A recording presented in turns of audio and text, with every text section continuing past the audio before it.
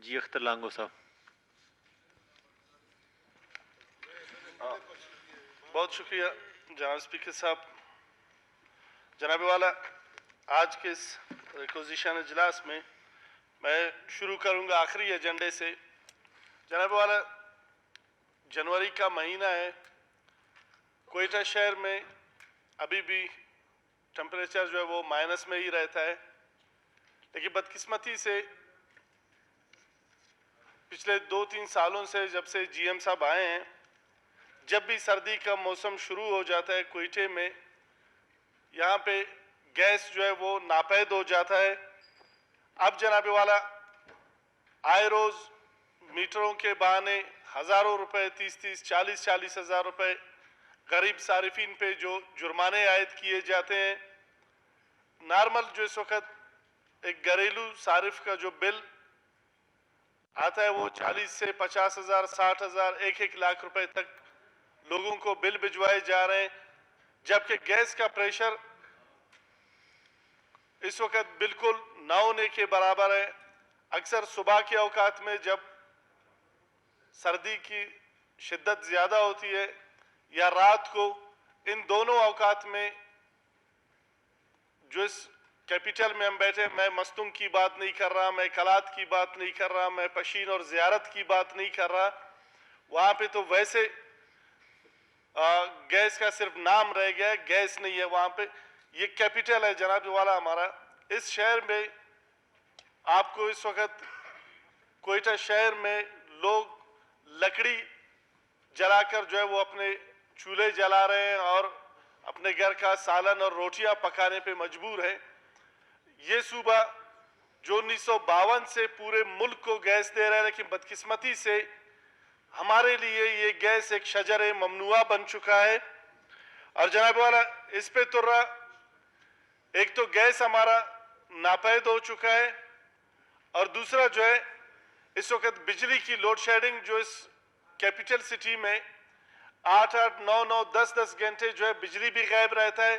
अगर एक ट्रांसफार्मर भी जलता है तो जैसे मालिक साहब ने कहा, एक महीना हम वापडा के दफ्तरों के चक्कर काटते रहते हैं, वो हमारा ट्रांसफार्मर रिपेयर नहीं होते।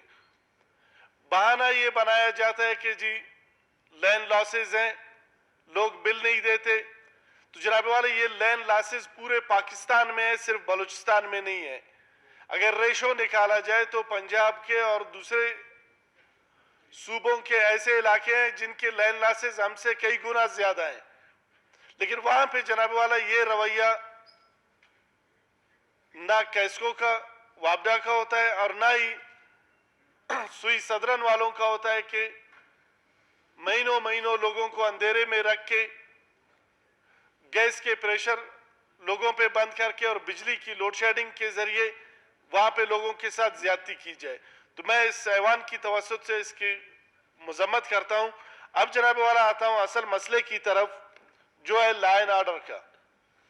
जनाब वाला, साना मच से कुछ दिन पहले भी इसी ऐवान में हमने एक रिक्वेजिशन जमा किया था, एक रिक्वेजिशन इजलास हुआ था, उसमें भी अमन अमान पे बहस हुआ।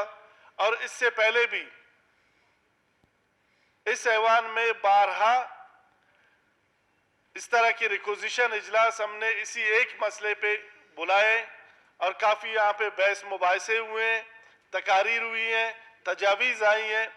लेकिन जनाब वाला, जैसे कि अभी कुछ देर पहले एक करारदाद पे हम इस बहस में आख्ता थे कि एक ट्रुथ कमीशन, जनाब वाला, जब तक चीज़ें हकाइक लोगों के सामने नहीं आती, जब तक बदअमनी की वजूहात और उन कॉजेज को हम एड्रेस नहीं करेंगे, तो उस वक्त तक न इस सूबे में अमन आ सकेगा और ना ही इस सूबे में तरक्की के दरवाजे खुलेंगे।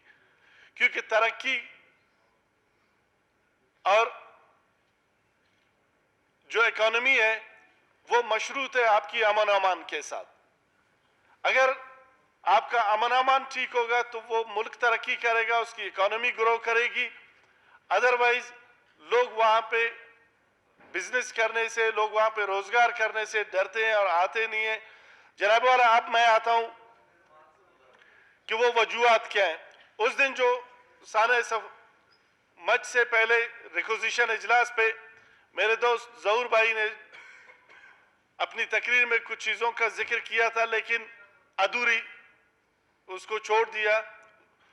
जनाब वाला, उस दिन भी जहूर साहब कहते कि आज से 10 साल 15 साल पहले अमन अमान का मामला ज्यादा खराब था। तो जनाब वाला, उसकी एक वजह थी। यहां पे अक्सर इस असेंबली में मुसल्लह जत्तों का जिक्र आपने सुना होगा। यहाँ पे डेथ स्क्वाड्स का आपने सुना होगा। जनाब स्पीकर, अगर हाउस को थोड़ा सा इन ऑर्डर कर लें।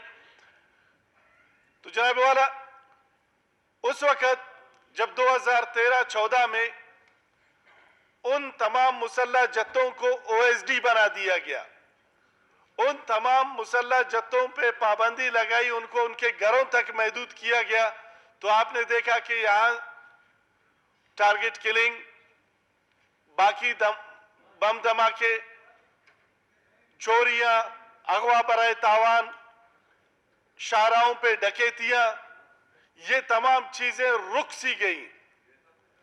अब जनाब वाला, जब से ये हुकूमत हमारे से वजूद में आई है, तो इन्होंने उनको दोबारा जिम्मेदारियां सौंप दी, उन मुसल्लह जत्तों को दोबारा सपोर्ट करना शुरू किया।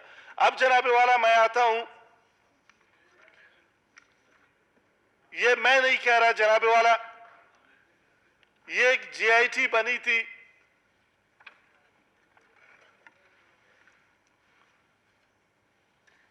जो एक वाकया कराची में पेश आया था, उसके हवाले से ये मैं आपको भिजवा रहा हूं जनाब वाला। और मैं चाहता हूं कि ये डॉक्यूमेंट्स ये इस हाउस की प्रॉपर्टी रहे और रिकॉर्ड का हिस्सा रहे।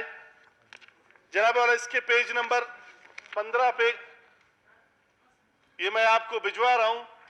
इसमें जो जीआईटी बनी थी, उसमें जनाब वाला, ये जीआईटी हमने नहीं की, ये जीआईटी, इसमें मैं कंपोजिशन इसका आपको बताता हूं। इसमें एमआई है, ISI, IB, Pakistan rangers, special branch, CTD, ये इनकी थे। स्पीकर साहब को देने, ये इनकी तरफ से एक जीआईटी बनी थी और उन्होंने क्लियर कट रखा था। और यहाँ पे पूरा एक लिस्ट दिया गया है जो सिंध में जितने वाकयात हुए हैं दहशतगर्दी के, पुलिस टारगेट किलिंग के।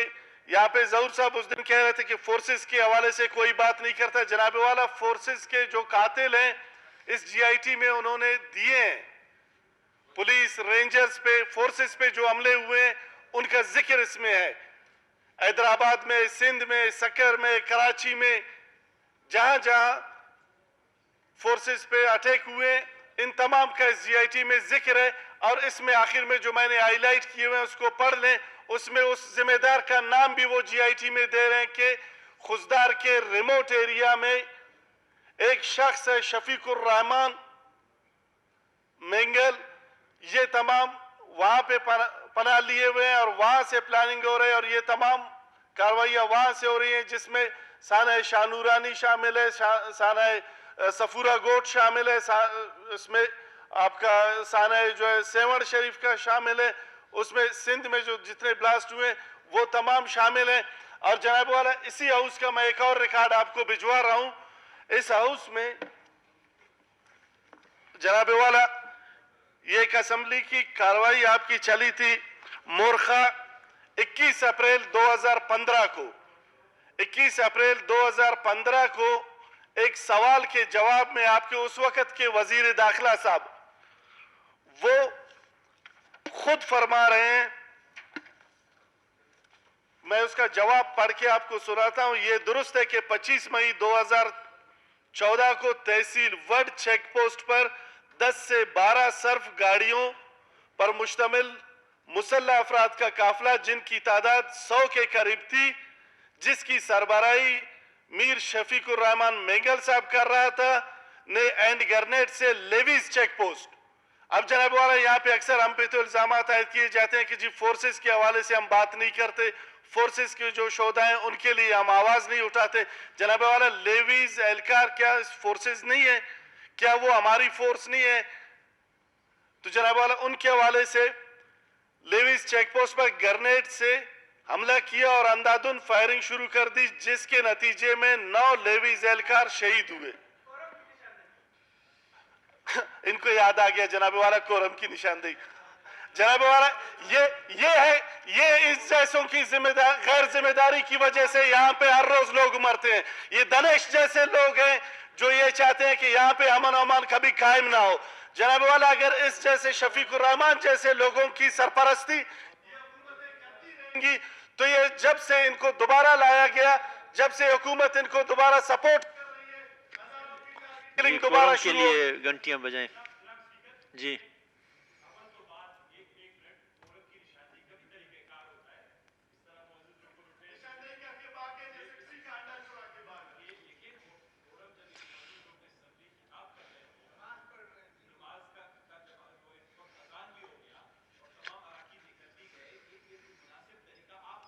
करें जब तक मौजूद रुकने असेंबली अपनी तक। चलो अभी कोरम पूरा हो रहा है मसला।